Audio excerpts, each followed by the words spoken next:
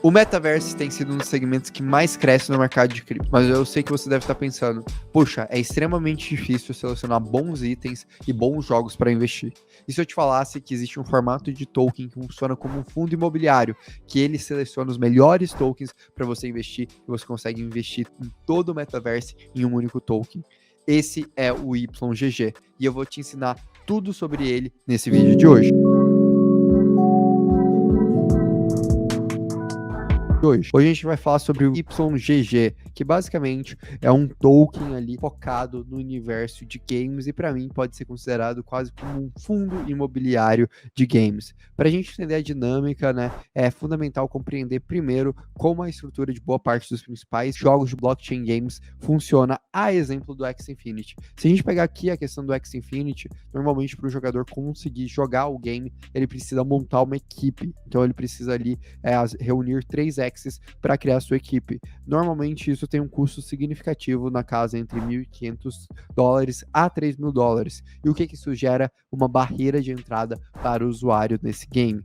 Então, hoje você tem a pessoa que necessita comprar o token para conseguir desenvolver essa dinâmica.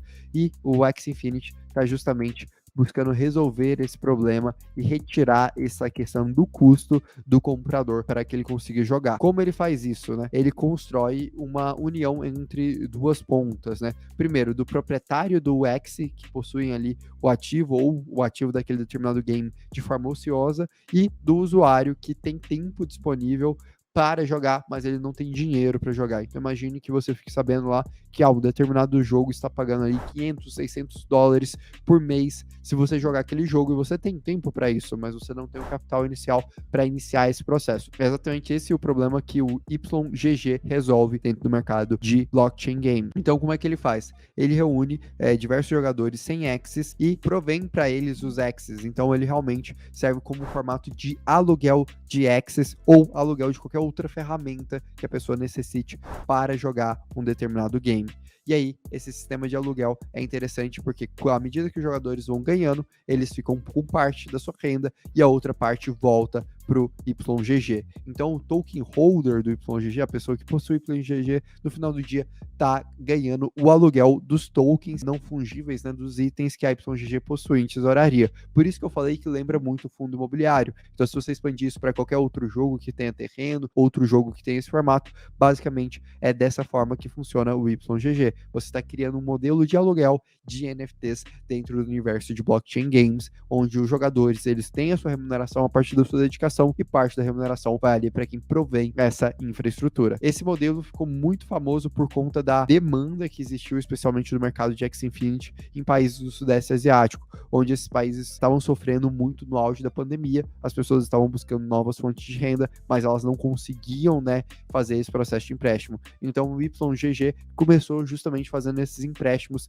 de Axis dentro da Filipinas e hoje se expandiu para diversos outros segmentos do mercado de cripto. Então, no caso aqui do YGG, ele investe em diversas plataformas e diversos games diferentes, como o Zedrun, o Axie Infinity, Sandbox, e aí ele tem todo um processo de governança para fazer a seleção desses ativos. E isso é muito interessante, porque cria uma característica nesse ativo dele ser um diversificador dentro do mercado de games. Então, imagine você que pensava assim, putz, como eu gostaria, né, de saber ter uma leitura prévia ou descobrir que game vai estourar para eu investir nos NFTs daquele game que estão capturando muito do valor daquele game.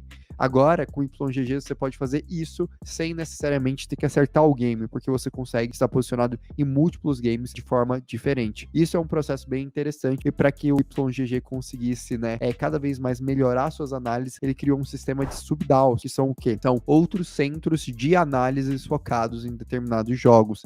Então, cada jogo tem ali um grupo de moderadores que ele tem que avaliar o jogo, avaliar os NFTs e selecionar quais seriam os melhores NFTs para estar posicionado, o que traz ali um valor muito grande, né? Porque você tem experts focados justamente em gastar esse tempo para analisar esses ativos.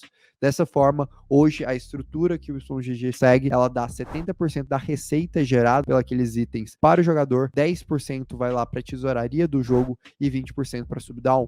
Então, o token holder, né, à medida que ele compra o YGG, ele ganha 10% do faturamento que o YGG gera a partir do jogador que está fazendo naquele processo. E 20% vai para as pessoas que selecionam de forma correta os tokens, né, os melhores tokens, os melhores ativos e também os melhores jogadores dentro daquele ecossistema. E aí, nesse sentido, a tesouraria do YGG tem um papel essencial dentro desse token, né, de supervisionar a gestão dos ativos visando justamente maximizar o retorno para os detentores do token no longo prazo. Então é justamente essa dinâmica aí de um fundo imobiliário onde há o gerenciamento e alocação em diversos NFTs para eles serem alugados a depender do game que está se investindo aqui.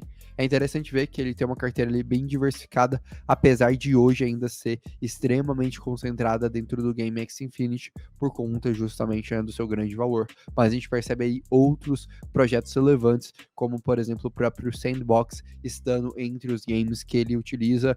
Ele também tem ali contratos futuros fechados com, por exemplo, Star Atlas e outros games em outras blockchains, não se restringindo apenas à rede da Ethereum.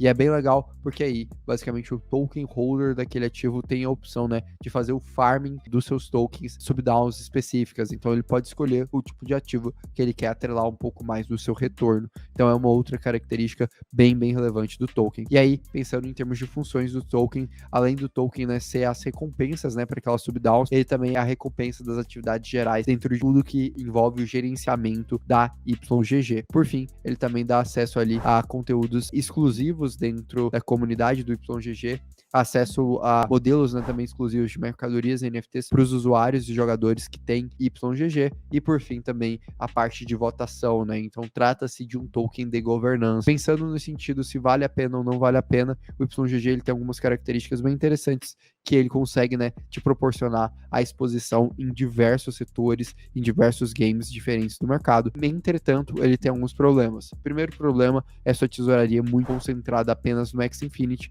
e o fato de estarem começando a surgir tanto concorrências nativas de jogos quanto do token ainda ser um token muito recente.